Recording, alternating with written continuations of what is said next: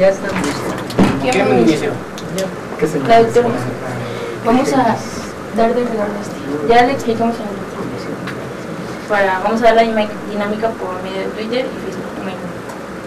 Lo dejo aquí. O sea, por eso que lo tengo que decir yo. Lo va a decir el doctor Félix, ya que ya le dijimos cómo está. Hay que cuidar este lado, que nadie pase, porque si no ¿Vas a pasar por acá? ahorita. Pues déjame esto por aquí.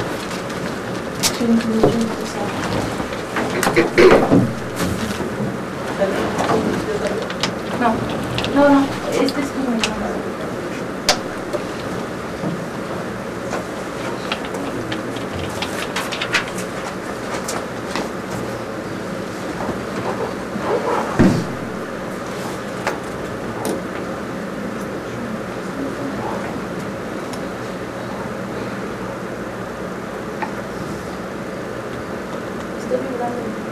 No, está temblando.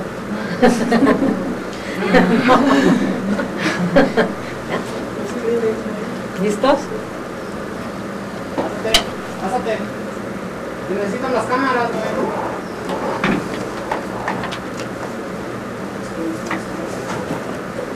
les voy a poner por aquí. Yo voy a quitarme mi paquete porque tengo una gripa que... Es que las luces estas calientan, a ratito Ya estoy sudando, de hecho. ¿Ya? Ya van a empezar. Buenas tardes a todos, estamos aquí de nuevo en Charlas con Científicos de la Academia de Ciencias de Morelos. Y para recordarles, esta es la segunda sesión de las 3 sesiones que hemos planeado para hablar de organismos genéticamente modificados, en particular de plantas modificadas. Y en esta ocasión el tema que nos ocupará se relaciona a regulación y riesgos de OGMs. Y por ello tenemos aquí de invitadas a la doctora Sol Ortiz, quien es directora de Información y Fomento a la Investigación en Cibiogem, y a la doctora Francisca Acevedo, coordinadora de Análisis y Riesgo y Bioseguridad de CONABIO, a quienes agradecemos muchísimo que hayan aceptado la invitación y que estén aquí con nosotros en esta sesión que esperemos que sea de mucho interés para ustedes. Entonces, pues empezaríamos, como es costumbre en estas charlas, que cada una de ustedes se presente al público y les digan por qué están en donde están, qué es lo que les ha gustado de su carrera, cómo empezaron y alguna otra cosa que les gustara comentar, ¿sale? También sería interesante que nos dijeran qué estudiaron y qué hacen, además de su trabajo. ¿Quieren que yo empiece? Empieza, Sol. Con mucho gusto y primero que nada muchísimas gracias por la invitación. Realmente es un honor estar aquí con ustedes. Un gusto venir a la ciudad de Cuernavaca. Mi nombre es Sol Ortiz, soy bióloga, estudié en la Facultad de Ciencias de la UNAM y después hice un doctorado en ecología en el Instituto de Ecología de la UNAM también. Bueno, antes era el Centro de Ecología, ahora ya es el Instituto de Ecología, y durante mi doctorado tuve oportunidad de ir a hacer una estancia de investigación en la Universidad Estatal de Oregon. Después de mi doctorado tuve oportunidad de hacer un postdoctorado en Kew Gardens, y lo que estaba yo trabajando fue desarrollo ontogenético de conos en la familia Cupressaceae. No, explícales qué es esto. ¿Qué es eso? Creo que no Era un entienden. poquito de ver cómo se desarrollan las estructuras femeninas, que son los conos, en esta familia de coníferas. Las coníferas son unas plantas que tienen conos, y las Cupressaceae ¿Lo que les llamamos piñas? Sí, más o menos sí, pero las Cupressaceae tienen unos conitos que parecen bolitas, ¿no? A diferencia de los pinos, que sí también son coníferas, tienen las piñas de Navidad, ¿no? Eso fue lo que estudié en mi postdoc, y cuando regresé a México lista para entrar a una universidad, a la UNAM, yo quería entrar al Instituto de Biología ya a trabajar, dije, en lo que salen mis papers, mis artículos de investigación y me dan mi plaza, pues ¿qué hago por mientras? Tuve la oportunidad de entrar al Instituto de Ecología con el doctor Ezequiel Escurra, estoy hablando por ahí del 2001, y una vez entrando ahí, pues me gustó. Me gustó mucho el trabajo del servicio público de hacer investigación y porque también se hace investigación en el sector público, y contribuir de otra manera, digamos, al desarrollo del país. Entonces ahí quedé enganchada. Estuve trabajando 6 años en lo que es la coordinación de bioseguridad del Instituto Nacional de Ecología, y luego tuve la oportunidad de pasar a la Secretaría Ejecutiva de la CIBIOGEM. ¿Les podríamos decir qué es CIBIOGEM? CIBIOGEM es la Comisión Intersecretarial de Bioseguridad de los Organismos Genéticamente Modificados. Y podemos más adelante decir cómo está conformada y cuándo se formó y qué es su objeto, ¿no? Llevo ahí trabajando ya casi 7 años. Primero entré en la Dirección de Política y Normativa, y ahora estoy en la Dirección de Información y Fomento a la Investigación. Mucho de lo que hacemos es, conforme a la ley, fomentar, ahora sí que como dice el artículo 28 de la Ley de Bioseguridad, fomentar la investigación en materia de bioseguridad y biotecnología de los organismos genéticamente modificados. Y para no dejar nada más la parte académica, les cuento muy orgullosamente, soy madre de 3 hijas, una grandota que se llama Sol, igual que yo, y 2 más chiquitas, María y Elizabeth, y mi esposo se llama David. Muchas gracias. Al contrario, gracias por esta oportunidad. Oye, Francisca, cuéntanos. ¿Te podemos decir, Fran? Claro que sí. Oye, Fran, cuéntanos qué haces. A ver, ¿Qué hiciste? ¿Qué estudiaste? yo soy chilena, para empezar. Soy bióloga, estudié biología en Estados Unidos, en Grinnell College, en Iowa. Hice un major en biología. Y después me vine a México. Mi papá trabajó en CIMIT, en el Centro Internacional de Mejoramiento de Maíz y Trigo, y entonces reunió a la familia en México, y hice mi maestría en el colegio posgraduado. Y hice mi tesis en CIMIT, en el departamento de biotecnología, trabajando en trigo y cebada en ese entonces. Y luego me fui a hacer el doctorado a la Universidad Politécnica de Madrid, en España. Estuve trabajando ahí con Pilar Carbonero, no sé si lo ubican, mi directora de tesis, Fue amiga nuestra. y Paco García Olmedo. Con ella estuve trabajando también en cebada y en trigo. Estuve trabajando con los promotores de sacarosa sintasa, y cuando terminé el doctorado me regresé a México porque mi marido es mexicano, ya lo había conocido aquí durante la maestría, y entré a hacer un postdoc al Instituto de Ecología en la UNAM con Elena Álvarez Huilla. Ahí conocí a Sol, y estuve en el postdoc alrededor de 4 años y medio.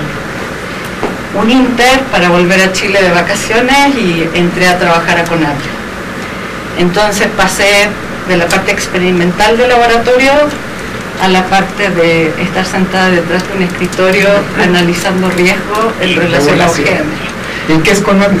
Conavio es la Comisión Nacional para el Conocimiento y Uso de la Biodiversidad. Y esta institución es una institución del gobierno federal, es una comisión intersecretarial, igual que CIBIOGEM, y tuvo desde los 90 un interés particular en promover la bioseguridad, o sea, el uso seguro de la biotecnología moderna. Y participó en las negociaciones de Protocolo de Cartagena, también Sol estuvo participando, y ha tenido una presencia permanente tanto en negociaciones internacionales como adentro del país. Estuvo promoviendo la formación de la CIBIOGEM, y está muy interesada en que si la biotecnología se usa, sea de manera segura por la biodiversidad existente, que es su mandato, ¿no? Y bueno, lo que no quiero decir, yo solo tengo una hija, no como Sol, que son 3. Yo tengo una hija, son amigas, se llama Regina, tiene 9 años, y le va a pasar, ¿no? Y mi marido Carlos. Muchas gracias a los dos por habernos invitado, a Agustín también, que no está aquí con nosotros, pero le agradezco mucho. De hecho, así nada más para pasar el corte, la Conavio tiene un grupo de discusión en bioseguridad que últimamente no ha sesionado, pero yo voy a promover que los inviten a participar de una sesión donde puedan interactuar con los demás investigadores que participan. Muy interesante, claro que sí, por supuesto. Pues, a los que nos siguen por Twitter y Facebook, les vamos a regalar este termo de café y la dinámica se va a publicar en un momento. No dejen de comunicarse por Twitter o Facebook. Perfectísimo, muy bien. Pues entrando en tema, o sea, quizás lo primero sería esto de que nos dijera Sol qué es Cibiogem y cuál es su misión, ¿no? La Cibiogem es una comisión intersecretarial. Se formó por decreto presidencial inicialmente en 1999. Está conformada por 6 secretarías de Estado y por el Consejo Nacional de Ciencia y Tecnología. Las secretarías que conforman a la Cibiogem, a ver si me acuerdo de todas: Secretaría de Salud, de Agricultura, Secretaría de Medio Ambiente, Secretaría de Economía, la Secretaría de Educación Pública y la Secretaría de Hacienda, por la cuestión de aduanas. Digamos, está conformada por todas las instancias que tienen que ver con la bioseguridad en México. Y una vez que se conformó por decreto presidencial en el 99, fue retomada, digamos, la figura en lo que es la Ley de Bioseguridad. Existe, para quienes no sigan en el ambiente, nosotros estamos acostumbrados que es la Ley de Bioseguridad, ya todo el mundo tiene que saber qué es. La Ley de Bioseguridad se publicó en 2005 y retomó la figura de la comisión, y su objeto es, digamos, coordinar la política pública en materia de bioseguridad para que las decisiones se tomen de manera consensuada y considerando, digamos, la visión de todos los sectores involucrados. Eso es. Y bueno, ya nos dijiste, Fran, más o menos qué hace Conavio, pero en función de lo que nos ocupa en esta charla, ¿nos podrías decir un poco más la importancia, empezando por cuál es la biodiversidad o en qué situación está México colocado relacionado a la biodiversidad? Hablando particularmente de plantas, o sea, y cómo crees que eso impacta o se refleja en estas cuestiones de bioseguridad, o sea, cómo relacionar. ¿Por qué tiene que regularse? ¿Y por qué tiene que regularse? Justamente hace un rato decía yo, antes de que empezara el programa, que el gran reto que plantea la Ley de Bioseguridad es un poco decir, vamos adelante con la biotecnología moderna, o sea, con el uso de los organismos genéticamente modificados, pero a la vez protegiendo la diversidad, protegiendo el ambiente, protegiendo la sanidad animal, acuícola, agrícola. Y ese es el gran reto en un país como México, que es tan biodiverso. En plantas, yo no me sé los números exactos, pero en la parte agrícola, México es centro de origen y centro de diversidad genética de una gran cantidad de especies que son de importancia económica mundial, y en donde los parientes silvestres todavía están presentes, están aquí y en muchos casos solo aquí. Y entonces México tiene una responsabilidad aún mayor que en cualquier otro contexto. Entonces, ¿por qué se regulan? Yo diría que porque no sabemos exactamente cuáles son las consecuencias. Hay mucha incertidumbre. Eso no quiere decir que la tecnología no se deba fomentar, no se deba usar, pero si se usa, hay que usarla tomando todas las precauciones del caso. Sí. Y para hacer eso, una de las cosas que ha fomentado mucho la Conavio es tratar de generar línea base que nos pueda ayudar al gobierno federal a tomar una mejor toma de decisiones, ¿no? Una decisión mejor informada, para justamente reducir los posibles riesgos que en general ni siquiera conocemos, ¿no? ¿Cuáles serían de esos potenciales, cuáles serían los reales, ¿no? Pero Fran, esto podría tener un fin, es decir, ¿hasta cuándo se puede decir cuál es el riesgo y cuándo se puede empezar a usar un organismo genéticamente modificado? Es decir, porque es muy difícil establecer el límite de cuál, hasta dónde podemos decir esto ya es seguro y esto no. Yo creo que nunca podemos llegar a la barrera de que no es seguro o sí es seguro. Lo que sí podemos hacer es estudiar la base y empezar a entender cuáles de los potenciales riesgos son más probables que ocurran y cómo tratar de manejarlos. Y también lo que hay que poner en la balanza es si vale la pena. El esfuerzo de controlar los riesgos, ¿no? Sí. Dependiendo del problema que se quiera resolver con cada OGM en particular, hay que medir eso. Si vale la pena, si es un riesgo muy grande y el beneficio es poco, o hay otra alternativa para llegar a la misma solución, quizá lo descartas. En cambio, en otro caso, donde la solución es fantástica, no hay otra opción, y el no hacerlo lleva un costo muy grande, pues hay que lanzarse. Y entonces una cosa es ponerle en la balanza, no vamos a llegar, yo creo que nunca, a saber si blanco o negro, sino que hay que encontrar eso. Exacto, al menos mientras vivamos nosotros. Y esta pregunta a cualquiera de las dos, también hay que regular la investigación. O sea, cuando estamos en el laboratorio también tiene que estar sujeto a regulación, no solamente los organismos genéticamente modificados que se liberan o que se pretende liberar. Pues de hecho la legislación también tiene un instrumento para regular la parte de la investigación.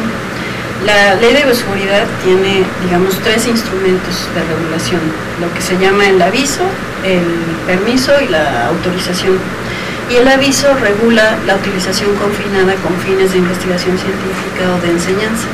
Entonces, sí hay una regulación, es mucho menor que la regulación para obtener un permiso o una autorización. De hecho, el aviso lo presenta quien haga estas actividades de utilización confinada, dice qué es con lo que está trabajando, en qué condiciones, y la idea es que la autoridad pueda estar seguro de que no se le va a salir, ¿no?, del confinamiento del laboratorio, del invernadero, etcétera, ¿no? Que sigue ciertas reglas. Exacto, para mantener en confinamiento el OGM, ¿no? Dado que hay tantas otras previsiones asociadas a la liberación al ambiente, pues sería un poco ilógico que lo demás no estuviera regulado de alguna manera, ¿no? Entonces sí hay esta regulación.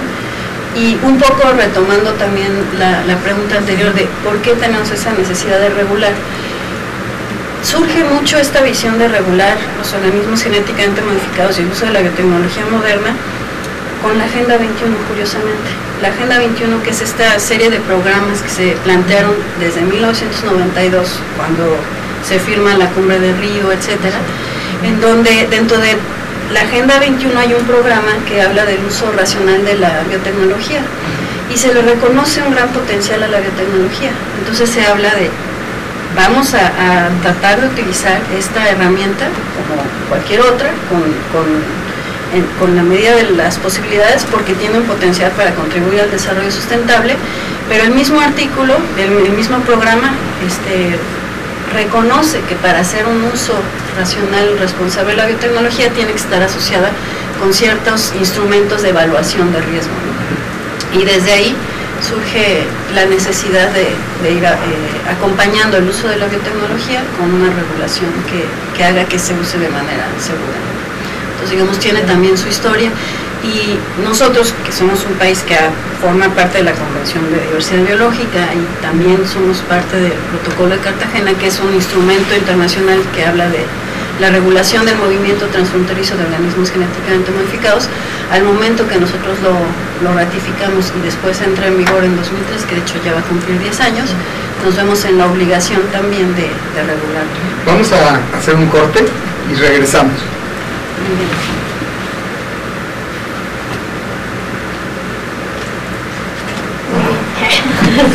¿Ya hay preguntas? Sí, ya. ¿Cuánto tenemos de corte? 1 minuto 47. ¿Quién quiere agua que tome? ¿Quién va a iniciar ahorita?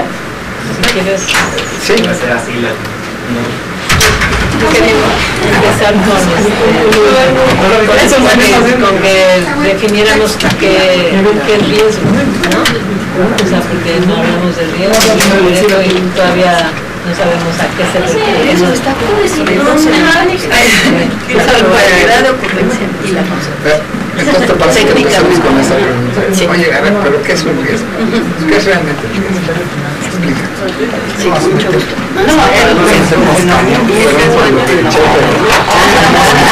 Sí, así como...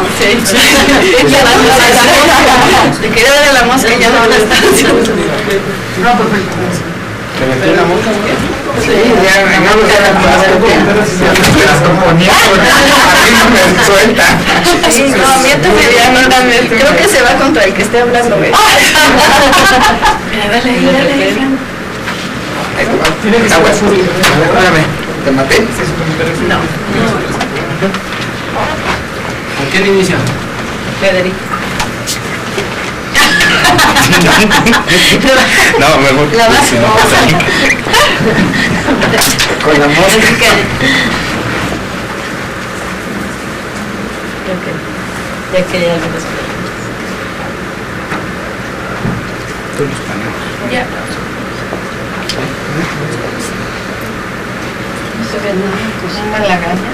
No, allá abajo tengo una cosita roja, La que más se habla, allá la de que se habla, la- crecimiento así de allá, pero como que siento como si tuviera una malagaña. No. Listo. Ya vamos a iniciar. Ya. Bueno, estamos de regreso con charlas con científicos y Sol, te quiero preguntar, ¿por qué no nos defines qué es esto de riesgo? O sea, porque la palabra suena así, ¿no? Muy impresionante. De hecho es muy buena pregunta eso del riesgo, porque por lo general es algo de lo que hablamos todo el tiempo y se confunde muchas veces con un peligro. Alguien dice es un riesgo, es Exacto. peligroso y ya de ahí se hacen casi sinónimos. Y desde el punto de vista técnico, el riesgo está relativamente muy bien caracterizado y muy bien conceptualizado. Y se supone que incluye dos elementos. Una es como la consecuencia o el efecto adverso que quieres evitar y el otro es la probabilidad de ocurrencia. Entonces cuando hacemos una evaluación de riesgo, estamos teniendo que considerar ambos componentes. Entonces digamos el peligro sería un riesgo sin haber sido evaluado, digamos. Entonces cuando podemos visualizar que algo es peligroso, decimos esto puede ocurrir y es peligroso, pero hasta que tenemos una estimación de qué tan probable es que ocurra y cuáles son sus consecuencias y la magnitud de esas consecuencias es que podemos decir que ya tenemos evaluado un nivel de riesgo. Pero danos un ejemplo, Eso. danos un ejemplo, ¿qué es peligroso en tu vida profesional? Sí. ¿Qué es lo que dirías, categorizarías que, para que pongamos un rango? De hecho, te voy a dar un ejemplo en algo que me parece que es interesante. Todos podemos decir que es peligroso viajar en avión, ¿no? Y la consecuencia que puedes tener de viajar en avión si hay un accidente aéreo, pues es que ahí te quedas, ¿no? Pero menos que viajar en coche. Exacto, exacto. Mucha gente piensa que viajar en avión es más riesgoso que viajar en coche, porque se percibe un peligro mayor, porque cuando pasa un accidente, pues es casi catastrófico, ¿no? Porque todos, o muchos de los que van en ese vuelo, pues quedan ahí. Pero en términos de riesgo, la probabilidad de que tú tengas un accidente que llegue a ser fatal es mucho mayor para quienes conducen un automóvil. Entonces, en términos de riesgos reales, es mucho más riesgoso conducir un automóvil y hay mayor probabilidad de tener un efecto adverso, en este caso un accidente letal, que cuando viajas en avión. Y doy este ejemplo porque la percepción de riesgo también es muy interesante. La percepción de riesgo puede o no estar asociada con el riesgo real que se puede calcular o estimar. Y muchas veces está influenciada por muchas otras actividades o por cómo vemos, digamos, las realidades, ¿no? Por nuestros propios lentes de cómo vemos las realidades. ¿Y qué pasa, por ejemplo, o sea, ahora poniéndolo en un esquema un poco más cercano a nuestro tema, ¿no? O sea, cuando hablamos de riesgo de un maíz genéticamente modificado por introducción de un transgen, ahí como el evento riesgoso, ¿cuál es? ¿Cuál es el que ustedes consideran como evento riesgoso y cómo determinan entonces la probabilidad de que eso se vuelva entonces un peligro, ¿no? Esta es una pregunta muy interesante también, porque lleva varios componentes. Digamos, como se hace en términos muy técnicos la evaluación de riesgo, y ahí también vale la pena decir que puede tener diferentes enfoques, pero uno es, empezando por la actividad, tú identificas la actividad, la siembra de un maíz genéticamente modificado. Primer punto, tiene que ser casuístico. no es cualquier maíz genéticamente modificado o cualquier organismo genéticamente modificado. Entonces está muy bien la pregunta empezar por qué pasa con un maíz, pero ahí tenemos que empezar también qué maíz genéticamente modificado, cuál es el evento que le estamos introduciendo o evaluando, ¿no? Entonces, si es un maíz genéticamente modificado que tiene una propiedad de resistencia a plagas, es diferente la evaluación que se va a hacer si es un maíz tolerante a herbicidas. Y una vez que tenemos identificada la actividad, tenemos que tener claros cuál podría ser el efecto adverso. Esa es otra parte de la evaluación de riesgo, de contextualizar el efecto adverso. Y aquí es algo que nos establece, digamos, la normativa, no es algo que nosotros decidamos como evaluadores de riesgo, sino que la ley te dice, tienes que proteger la diversidad biológica, la diversidad genética, tienes que proteger el medio ambiente, los parientes silvestres, etcétera, ¿no? Entonces ahí nosotros podemos identificar posibles efectos adversos en función de lo que tenemos que proteger, que nos establece la legislación, ¿no? Y el chiste de la evaluación de riesgo, digamos, es cómo juntamos esta actividad con este efecto adverso. ¿Cuál es lo que le llamamos nosotros la ruta al daño o la ruta de exposición que nos va a dar este efecto adverso, ¿no? Y ahí tenemos que hacer cada uno de los pasos que nos va a llevar este efecto adverso y establecer con la información que tenemos si es factible o no que ese efecto adverso ocurra. Entonces, por ejemplo, un efecto adverso podría ser que visualizamos que con el uso de un maíz genéticamente modificado se va a afectar la resistencia o no de las plagas que ya atacan el maíz. Bueno, ese es un efecto adverso desde el punto de vista agrícola, porque no queremos usar un pesticida más fuerte, etcétera. Pues, ¿qué son los pasos para llegar a ese efecto adverso? Otro podría ser, como efecto adverso, que no queremos que se erosione la diversidad genética de los maíces criollos. ¿Qué tendría que ocurrir para llegar a una erosión de los maíces criollos? Es lo que se hace con una evaluación de riesgo. Oye, ¿y cuánto tiempo toma evaluar ese riesgo? En el caso particular del maíz. Es muy interesante eso. De acuerdo a la ley, y ahí me voy a remitir a la ley, los evaluadores de riesgo tienen un periodo para hacer su evaluación en función de la información que les entreguen los promoventes y dar una recomendación a los tomadores de decisiones. Exacto. Si la solicitud es una liberación experimental en el ambiente, y aquí vale la pena quizá hacer un pequeño paréntesis, la ley de bioseguridad establece 3 tipos de liberación. Ya hablaba de los 3 instrumentos: la autorización es para consumo humano animal, el aviso para utilización confinada y el permiso es para liberación al ambiente. Hay 3 modalidades que le llamamos nosotros, que son los 3 pasos desde una perspectiva del protocolo de Cartagena, que dice caso por caso y paso por paso. Es liberación experimental, programa piloto comercial. En teoría, la liberación experimental tienes en lo que entregan la solicitud y tú la respondes, son 6 meses, liberación programa piloto son 4 meses, 3 meses creo, y liberación comercial son 4 meses. Entonces, digamos, son los tiempos de ley. ¿Qué tanto tiempo se debe de tardar alguien para juntar toda la información que pueda establecer? Ahí sí puede ser muchísimo más tiempo y muchas pruebas, y muchas veces no todas se hacen aquí en México, sino pues vienen de fuera, y qué tanto esos datos que vienen de fuera son extrapolables a nuestras condiciones, pues son también cosas que deben de considerar el evaluador. Aquí tenemos una pregunta del público que se relaciona un poco con lo que comentan, y quizás Fran la podrías contestar. Dice, ¿es cierto que los OGMs afectan a la biodiversidad? No lo sabemos, esa es la verdad. Y justamente aquí el planteamiento, al menos de la CONABIO, ha sido: vamos a evitar que haya flujo génico, no porque el flujo génico de un geme a un pariente silvestre o a una raza de un cultivo como podría ser el maíz sea malo per se, sino porque no conocemos las consecuencias de la introgresión a través del tiempo. Nada más te interrumpo un segundo, porque habría que explicarles qué es flujo génico, a qué nos referimos con flujo génico, y también a introgresión, que son las palabras aquí.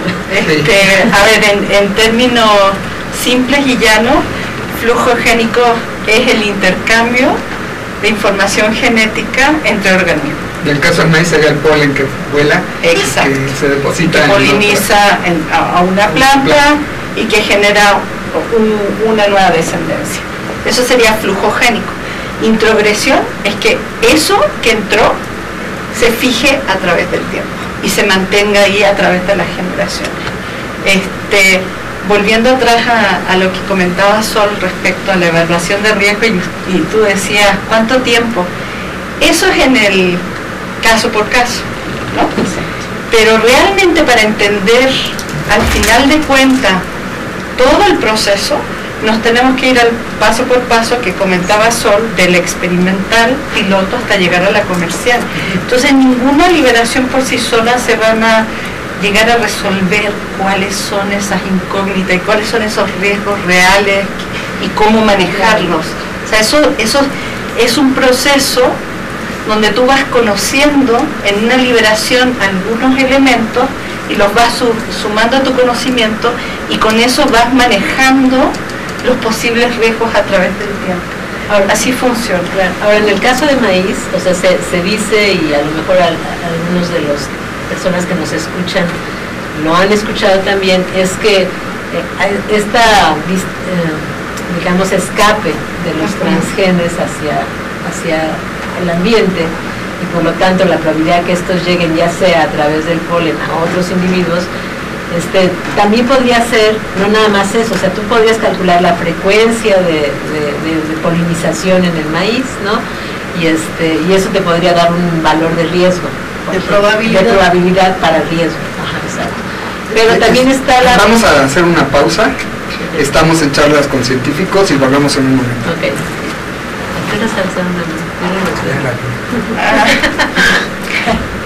Ahora sí que nos cortaron. Ahora sí que nos cortaron. Oye, ya hay muchas preguntas, tengo que enviarte, las vamos a desahogar. ¿Quieres que te ponga detrás dos líneas? No fue una parte. Te da la probabilidad de que estés como la frecuencia que tenemos, pero ¿cuál es la consecuencia? Depende. El riesgo total, ¿no? Entonces puede ser el 100%. Es que para traerlas de frente. Sí, pero la Por consecuencia ejemplo, si ustedes están Yo no voy a estar que te va, cuál es el daño que realmente te va a causar. Ahorita nomás quería aclarar que tienes las dos, o sea, tu probabilidad de flujo génico. Es que ya que decía, no está probabilidad. Sí, es que yo está bajo ya para decir que van a ganar. O sea, no solamente flujo génico. Lo que vamos a ver después. Ya me sé la respuesta. O en un solo corte. Bueno, 10 segundos. 10 segundos. Sí, porque está bien. Particularmente, como dicen, ¿Quién va a iniciar? Perdón. pero la semilla Sí. Igual y dar como el... ¿En qué nos quedamos? Porque sí, claro, claro, fue algo sí, muy... sí. Ok. Entonces, ya. Vamos a comenzar. Sí. Está en la cámara. Hacemos el platamosca, por favor. También se le pegó al rector esa mosca. Sí, cuando viene el rector también se le pegó. Oigan, pues ya. Ay, que Sáyanse de Vamos a ella. tapar. Pues sáyanse de ella ya. No sé si se salió, le dejé la puerta abierta y se salió. No, está ahí. Es que el calorcito le gusta. No, sí. Va, Ya va. perfecto. Ya. Estamos de regreso aquí otra vez en charlas con científicos, y estaba en medio de preguntarle a Fran que nos aclarara este otro factor, ¿no?, que se puede sumar a lo que describiste hace un momento como flujo génico, que es esto de que hay un flujo de semillas, en donde también, pues evidentemente tienes flujo de genes, en el sentido de que pues, genes de un maíz que se cultivó en Chiapas pueden irse ya a Guerrero, por decirte, porque la gente lo lleva, ¿no? Y entonces en México probablemente ese es un factor adicional que podría no ser tan importante en países desarrollados donde esto ocurre, ¿no?, incluso en mayor intensidad. Y entonces, ¿cómo lo ves tú en esa parte? Sí, de hecho, cuando yo decía flujo génico, me refería al intercambio genético entre organismos. Y eso incluye flujo de semilla, flujo de polen, flujo de semilla. Obviamente, en el contexto mexicano y la agricultura mexicana, el factor semilla, movimiento semilla en general, y en particular en maíz, pero en otros cultivos, es determinante. Es mucho más importante que el de polen, aunque el de polen también tiene un factor importante. Y hay una complejidad adicional en el caso de México. Por el tipo de agricultura, generalmente los agricultores y eso tiene que ver con la diversidad genética agrícola que existe en México. Lo que hacen es que cultivan, consumen, pero a la vez seleccionan para el próximo año y vuelven a sembrar, y además intercambian, experimentan, venden, compran, mueven. Hay muchos migrantes, hay gente que se va al norte de México, por ejemplo, a trabajar en las zonas agrícolas de altamente tecnificadas, o que se van a Estados Unidos, vuelven con cosas para probar, porque eso está dentro de su naturaleza. Y entonces una de las preguntas clave es: ¿qué pasa en esas circunstancias? Pues el hecho es que es inevitable el que se mueva, y entonces la pregunta es: ¿quiero que se mueva o no quiero que se mueva? ¿Qué efecto tiene el que se mueva? ¿Tiene un efecto sobre las razas, en el caso maíz? ¿Tiene un efecto sobre los parientes silvestres? En México el papá del maíz es el teocintle, y hay intercambio genético con algunas razas de teocintle. Entonces, ¿qué efecto podría tener eso a largo plazo? Como les decía, son consecuencias que no conocemos, y por lo mismo, como Conavio, hemos tratado de evitar que ocurra siquiera, pero controlar a las personas es muy difícil. Y hay otro factor adicional agregado, y ese es el tema de la bioseguridad, que va mucho más allá de la biología, que tiene que ver con todos los otros aspectos. Y un aspecto que a mí en particular me preocupa mucho es el aspecto de propiedad intelectual. Porque aquí son dos mundos, como en la época de Cristóbal Colón, que se encuentran, ¿no? Un mundo de la agricultura tradicional que guarda su semillita, la vuelve a sembrar, que incluso se hereda la semilla de una generación a otra en el campo rural, versus un concepto de compra de semillas con cada generación, generalmente híbrido, donde tú estás buscando los más altos rendimientos.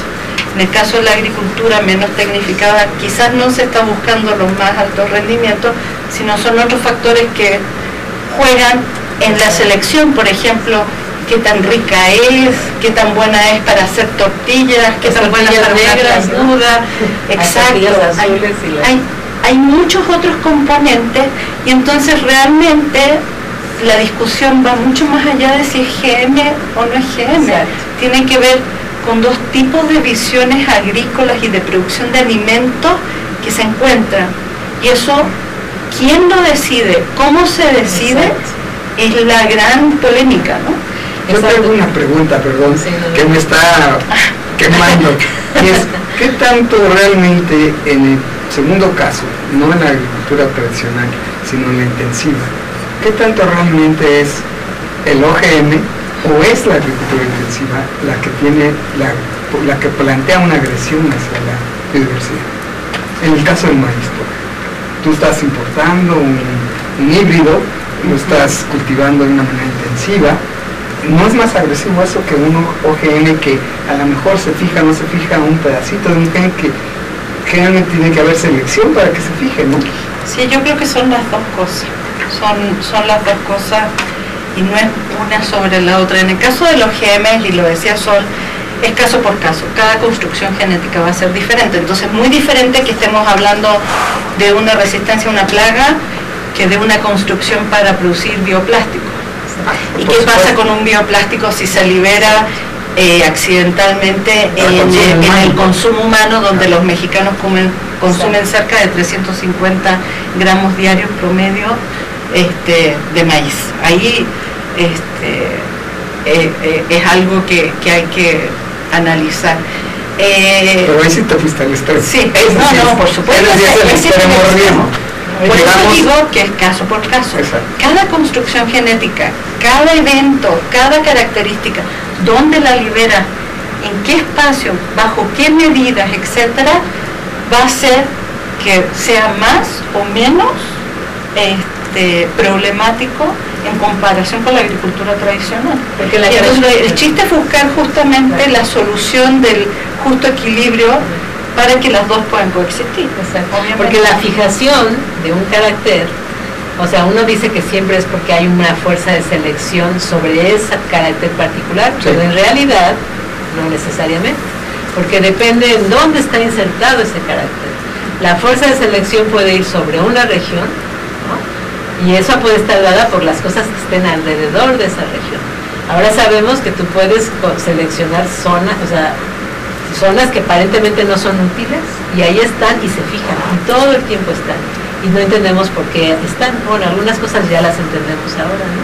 Entonces, ese es un punto que también es una cuestión conceptual que no se toma en cuenta, porque vas desechando conocimientos que dices, o más bien vas tomando conocimientos que crees que ya son seguros. Y la historia cambia, ha cambiado tanto en los últimos 10, 15 años, que ahora tenemos que considerar otras cosas que antes no considerábamos, ¿no? Entonces, yo me regreso a la pregunta, ahora me voy con Sol en el sentido de que así como lo plantea Fran, ahora resulta que tú mides, ya nos dijiste que hay 3 elementos, ¿no? Y nos dices que la probabilidad, hay que medir la probabilidad primero del evento que consideras riesgoso, ¿no? Y después medir el riesgo con la consecuencia. Pero entonces estos eventos de transferencia génica, cuando son tan complejos, existen modelos que te permiten calcular la probabilidad de riesgo o de transferencia genética, que sería el primer elemento a considerar. Pues más que modelos ya hay muchos experimentos también, ¿no? De qué tanto se mueve el polen por un lado, eso sí, y la otra parte es lo del movimiento de semillas. Y nada más, antes de pasar aquí, quiero nada más atender un poquito esta cuestión de lo que mencionabas, porque de hecho también la evaluación de riesgo se supone que tiene entre sus principios que ser comparativa. Y justamente parte de la comparación es qué es lo que ya estamos haciendo con la agricultura. Y la agricultura pues es una de las mayores fuerzas que le ha dado el traste a la biodiversidad, pues porque significa no solo abrir y arrasar, sino además la cantidad de insumos que requieres, ¿no? Mover agua, etcétera. Entonces partimos de eso, ¿no? De que la agricultura ya es en sí una de las fuerzas que están pegándole más duro a la biodiversidad. Y desde una cierta perspectiva lo que buscas es, dado que no tienes opción en decir ya no hago agricultura, porque pues de ahí comemos todos, es cómo hago una agricultura más sustentable. Y yo creo que el uso de estas tecnologías de manera segura y responsable pueden contribuir a eso. No me voy a ir muy lejos, pues están los ejemplos del algodón en el norte de México. O sea, cuando empezó el problema de la plaga del gusano rosado, y ahí podemos cuestionarle muchas cosas a la agricultura en sí, los agricultores, los algodoneros estaban echando 16, 17 aplicaciones por temporada de pesticida. Y entonces hay un beneficio del uso del algodón transgénico en el norte, pues muy claro de entrada, porque de 16 a 17 aplicaciones le bajan a 1 o 2. ¿Y eso qué significa? Pues menos exposición de los pesticidas para los agricultores, que es beneficio a la salud, y menos uso de pesticidas, que también tiene un beneficio al medio ambiente, independientemente que también les fue bien en sus bolsillos, y de hecho por eso a la fecha se sigue usando. Pero sabes, ahí te voy a... El algodón. ¿Y qué pasa con los servicios? Porque esos algodones son resistentes a las plagas a través de las toxinas CRI. Así es. Pero además llevan la resistencia herbicida, ¿no? Y entonces, o sea, no sé si todos, pero algunos sí. Los de Tamaulipas sí. O sea, entonces ahí aplicas menos insecticida, pero a la larga acabas, después de 15 años que duró el algodón creciendo el transgénico, bueno, menos, ¿no? Pues 10 años duró.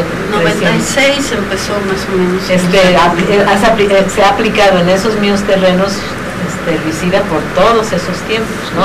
Ya no se aplicaba tanto herbicida, pero ahora lo tienes que aplicar porque justamente la manera de mantener tu transgeno, o sea, los algodones que quieres ahí, es a través de mantenerlos con es una sola aplicación, ¿no? No. Al principio. De hecho sí, porque no requieres aplicar más. Cuando ya está el algodón, pues puedes hacer una sola aplicación, que son herbicidas que de hecho se usan más ahora porque son herbicidas menos tóxicos. O sea, del cultivo, pero quiero decir, durante todos estos años, ¿cuántas veces se ha sembrado en los mismos terrenos el algodón? O sea, cada vez que siembras tienes que aplicar, no aplicas una sola vez. No, son 3 o 4.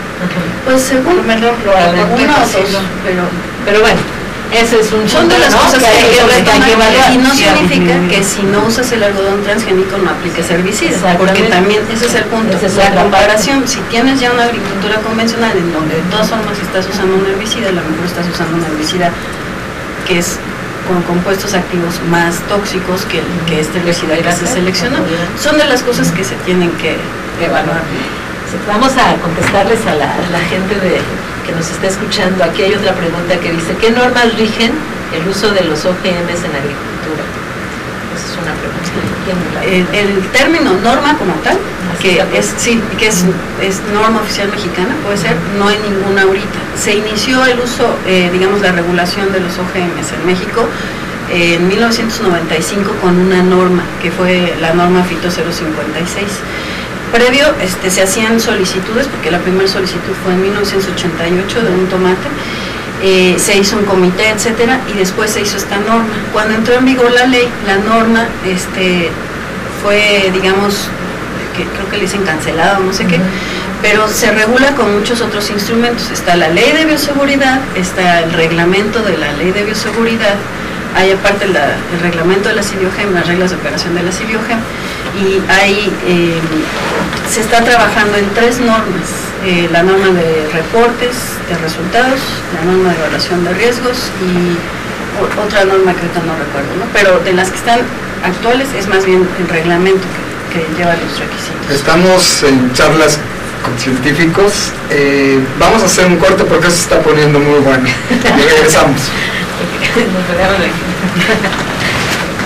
No, está muy bien.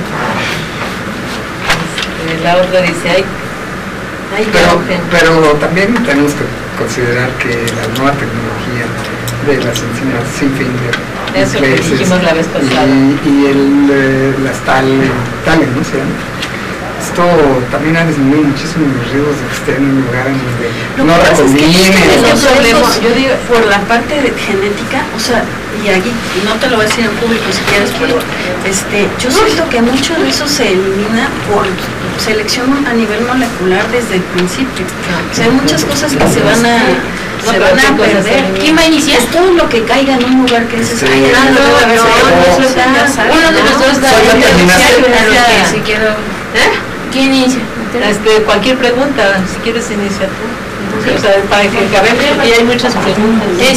Vamos a dar, ¿este es el último bloque? ya ahorita ya se va a dar la dinámica, nada más como que digan que ya va a salir la dinámica, estén pendientes, y al final se va a decir el ganador, bueno, los ganadores de los términos. Entonces, al final es ahorita, al final. Sí, al final de este bloque, ya es nuestro último bloque.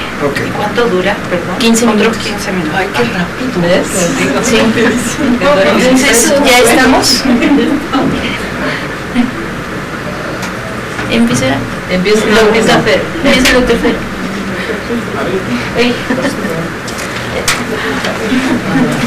¿Vas a poner el esa? No, ¿cuántas preguntas? Es totalmente falso. No lo dije totalmente. No es como ahí así. Es cierto, porque no sé, es que Pero los que muchas iba a salir cuando haces después de tu no sé, pero no hablo de los monstruos. Yo no hablo de eso sí. No, yo hablo de los después que ya entramos. de selección. ¿Entramos?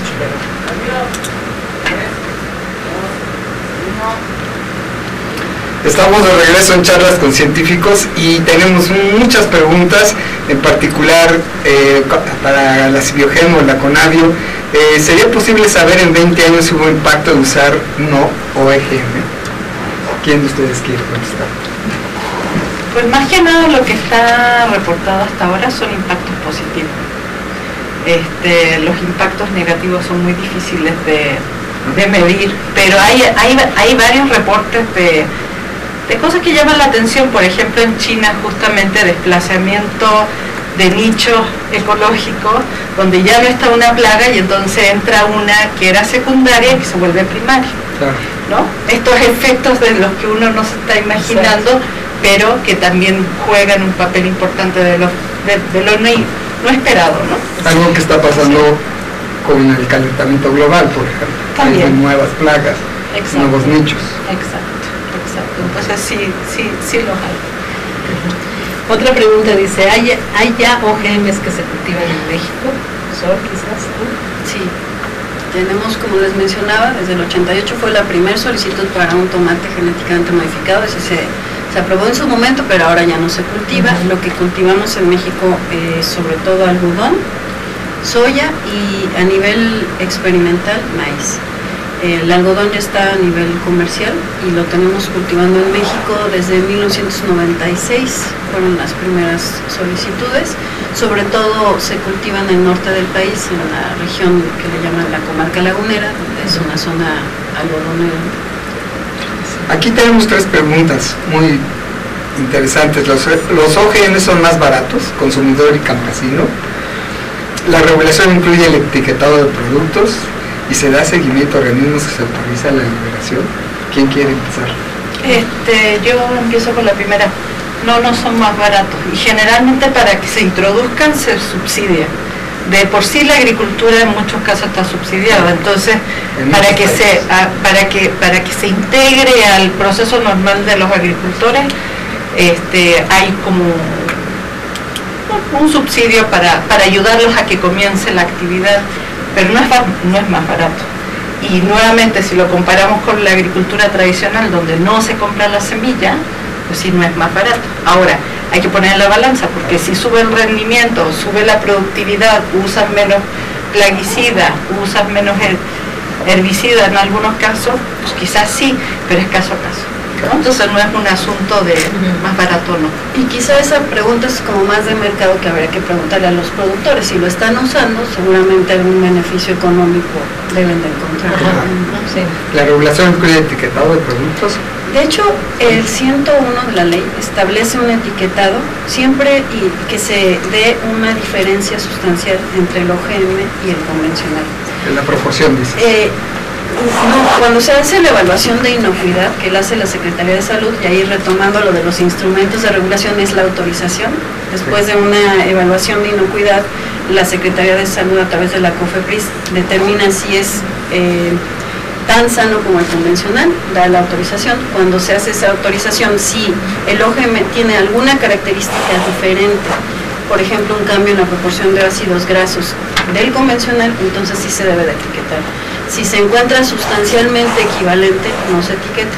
Y esa es toda una discusión también, porque hasta ahora la mayor parte de los OGMs que se han autorizado por la Secretaría de Salud, que llegan a 116 eventos la última vez que chequé el registro, y de hecho, si aprovecho a hacer un comercial, cualquier duda de que quieran saber qué se está autorizando, dónde se está sembrando, etcétera, los invitamos a la página de la CIBIOGEM, le dan CIBIOGEM y por ahí aparece, y en el Registro Nacional de Organismos Genéticamente Modificados viene toda la información de lo que se ha sembrado desde siempre hasta ahora, unos con más o menos detalle, pero el punto es que si no hay una diferencia sustancial, no se requiere el etiquetado.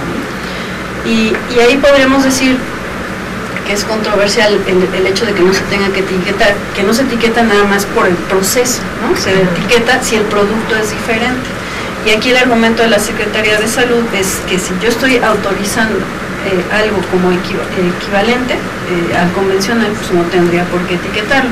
Desde el punto de vista del consumidor, a lo mejor es otra historia, ¿no? De que si quieres comprar, no porque sea menos seguro o menos inocuo, sería igualmente inocuo, sino porque quieres un tipo de producción, entonces ahí podría tu opción ser ir y comprar orgánicos. Que de hecho es un punto que se trata de poner en otra canasta, porque justo puede ser preocupación del consumidor y no necesariamente de salud, pero son de las cosas que hay que atender, ¿no? Sí.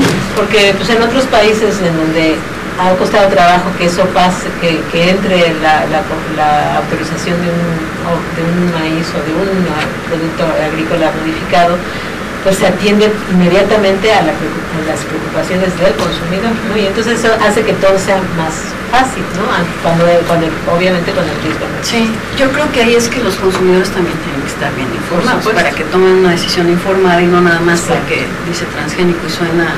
Sí, o sea, yo creo que asusta un poco a la gente, a la gente que quiere introducir a los transgénicos, que diga transgénico y la gente no lo compre, pero es como como cuando pones el cigarro o cuando pones el alcohol, o sea, está ahí, la gente decidirá si...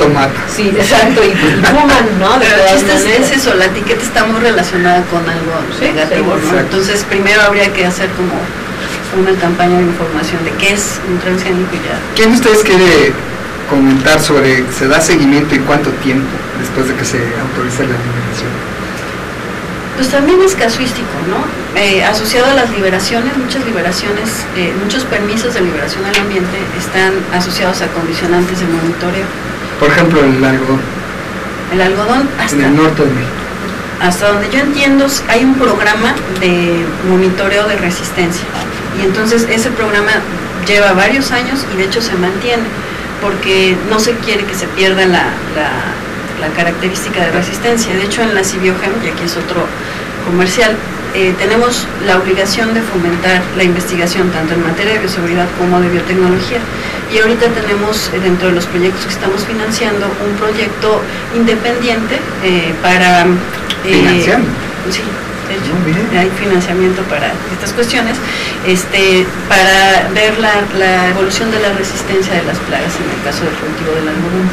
Pero en el caso del algodón también está esta situación de que parece que ya hay contaminación de algodones nativos, ¿no? Por el mismo transgénico, tanto por el CRI como por el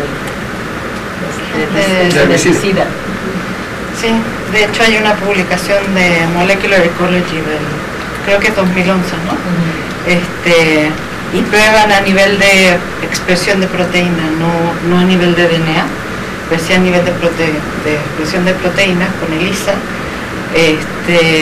la presencia de supuestamente construcciones genéticas de varias construcciones CRI y de tolerancia a glifosato.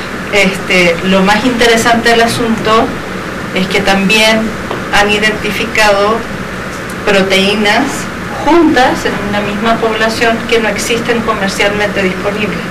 Y eso lo que lleva a pensar es que ha habido introgresión en más de una ocasión. O sea, ha habido flujo de introgresión en más de una ocasión, ya se han fijado, y bueno, la CONABIO está financiando estudios justamente para estudiar estas poblaciones que están modificadas. A ver, ¿qué pasa? Es lo que yo les decía, no porque estén ahí es bueno o malo, no sabemos cuáles son las consecuencias.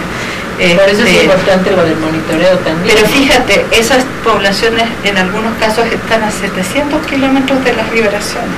O sea que el hecho de guardar cierta distancia no necesariamente garantiza que evitemos el flujo génico como inicialmente pensábamos, ¿no? Sí, pero en ese caso probablemente la semilla fue llevada por alguien. Seguramente, aunque también se sabe que la semilla se mueve por agua.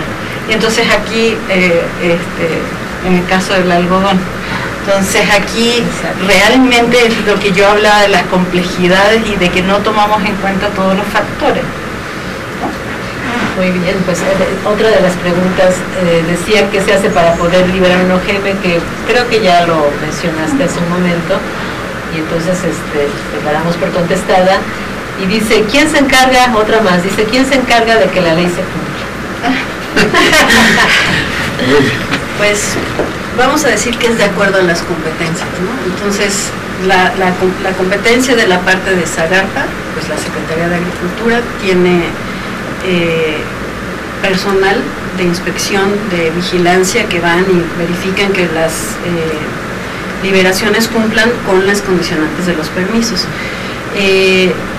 Ha cambiado y se ha incrementado el personal. Platicábamos hace un rato que de lo que fue el inicio de cuando México ratificó el protocolo de Cartagena en 2002 a la fecha, ha incrementado muchísimo el personal, sobre todo de la Secretaría de Agricultura, que es la instancia competente. Y por lo menos de las liberaciones de maíz van y las inspeccionan todas. Quizá no todas ahora las de algodón, también porque hay limitación de personal, aunque ha crecido mucho, tienen 45 inspectores que no tenían hace unos años, pero sí hacen una labor de inspección y vigilancia. Ahora, asociado a las liberaciones, tenemos una red de monitoreo, que lo que queremos hacer es no nada más ir y verificar en las liberaciones, sino en el resto del país, que no es fácil, y por eso se construyó esta red de monitoreo en donde se involucran muchas otras instituciones que quieren están interesadas en apoyar esto, y lo que queremos es ver, no quedarnos en la parte de ver presencia, ¿no? Sino ver cuáles pueden ser las consecuencias de esa presencia, que es lo que decíamos, los componentes de este riesgo, ¿no? Entonces está esta red de monitoreo. También los invitamos a visitar la página de la CIBIOGEM. Si son una institución de investigación, se pueden meter y ver y proponer ser parte de la red de monitoreo, y ojalá que esta red crezca, ¿no? Exacto. Mira, otra pregunta más, si todavía nos da tiempo, es si se analizan alternativas antes de usar los OGMs como una herramienta, más bien para saber. De hecho, en el régimen especial de protección del maíz quedó como una de las condicionantes antes de dar los permisos para el caso del maíz, no para todos los otros cultivos, sí analizar las otras alternativas, ¿no? Y es algo que entiendo se le solicita a los promoventes. Sí, y además en el reglamento de la ley sí aparece en algún punto de que el mismo promovente pueda presentar cuáles son los beneficios de esta versus cualquier otra tecnología, ¿no? De hecho, nos dicen aquí que creo que también ya se contestó, dice, sería posible saber en 20 años, pero si hubo un impacto de un OGM o no. Ahorita lo que sabemos en 15 que lo hemos usado es que ha sido, como decía, para el caso del algodón, ciertos beneficios. No tenemos una bolita mágica para saber dentro de 20 años qué va a pasar. Claro, porque el problema más serio es el ecológico, que no sabes, porque para eso se requiere que pase mucho tiempo, ¿no? Pero lo que sabemos a lo mejor nos puede servir, ¿no? Y claro, lo que sí sabemos es que los híbridos y los criollos han coexistido por los últimos 60 años, desde que empezó la Revolución Verde, que se empezaron a usar los híbridos mejorados, etcétera. Y aunque en su momento se pronosticó también que vamos a perder los criollos y no vamos a tener, bueno, ¿qué ha pasado ahorita? Es lo que podemos tener como ciertos elementos de juicio, ¿no? No es lo mismo, hay 2 o 3 genes más de por medio, pero con la coexistencia que se ha dado, pues siguen ahí los criollos, siguen las razas, afortunadamente, y yo creo que porque hay un elemento muy importante, y es la selección de los campesinos. Mientras ellos sigan seleccionando sus variedades y sus razas, mientras nosotros las sigamos usando, mientras nunca nos dejemos convencer de un pozole que no tenga maíz cacahuacintle, sino un maíz dulce amarillesco, mientras no hagamos eso, se van a conservar, lo que se usa se conserva, ¿no? Entonces es mucho la labor de los campesinos, ¿no? Sí, y de cuidar que los reglamentos se cumplan también, ¿no? En relación a lo otro. Pues me temo tristemente que vamos a tener que terminar aquí nuestra charla, y pues será motivo para otra más, porque nos quedan muchas preguntas y temas sobre el tintero, sobre estas preguntas. De hecho, tenemos una tercera charla. Tenemos una que tercera. se trata del debate. El debate precisamente sobre los OGMs, el valor que tienen, y la parte ecológica, la parte productiva, la parte de salud. Esa es la tercera charla. Que de hecho algunas de las preguntas que quedaron pues se podrán contestar en la próxima, porque se refieren a ese tema. Y no sé ya tenemos ganadores de los termos, nos comunicaremos con los ganadores por vía Twitter y Facebook. Y bueno, esto ha sido Charla Científicos. Hablamos hoy en especial de OGMs y de riesgos, y de evaluación de riesgos y de regulación. Y le agradecemos muchísimo a Fran y a Sol del que hayan estado con nosotros. Gracias. Buenas tardes a todos y nos vemos la próxima vez. Gracias. Corte. ¿Ya está? Ay, pues muchas gracias. Oye, pero esto es un sauna. Y yo vestido de negro. Yo de rosita igual. Van venir a Cuernavaca. Y eso que estaban ahora más alejados, Sí, porque en esta mesa están todavía más cerca. Pero normalmente están ahí, me acuerdo que que ponen ahí, y les decía el otro día que salimos, cuando vino Oscar, la persona de la marihuana, yo me quemé el brazo, ella estaba en medio, así, estaba sudada y sudada. ¿Cómo estuvo la...? Estuvo en el programa.